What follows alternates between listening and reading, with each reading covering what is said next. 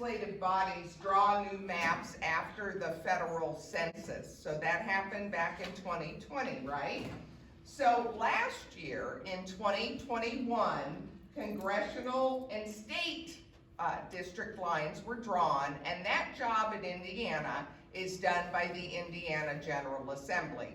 So that was completed and done. You may recall it was delayed because of the delays in the census. They had to come back and do it during a special session, but that all got done last year. Likewise, counties had to redraw their county commissioner districts last year. So that was 2021, and the year immediately following the census. Then cities have the job to do in 2022. So it is a bit staggered, and it makes sense because it follows election cycles, right? They had to get the new districts drawn last year because our state and congressional representatives are running this year, and city councils, those folks won't be running till next year. So that's why it happens at different times. And so why do we do this? You know, why does it matter?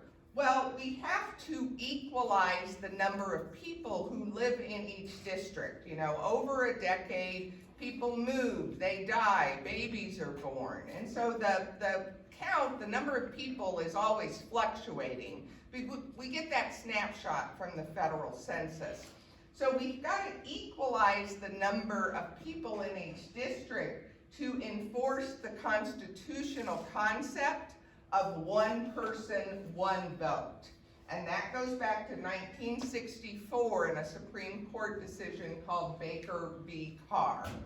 You know, if you have a district that has 20,000 people and a district that only has 10,000 people, then the district with 20,000 people is not getting as much representation, right? Their vote is diluted.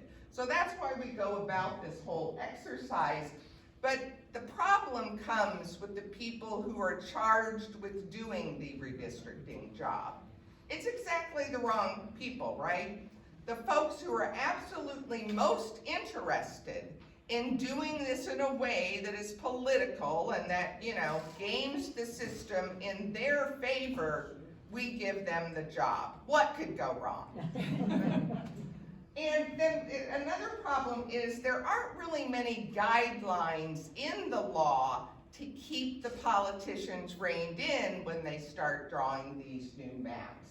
And so that's why transparency is really important. If the public can't get anything else, we need a transparent process so we can keep an eye on what the politicians do and call them out if we think what they do isn't going to serve the interests of the voters.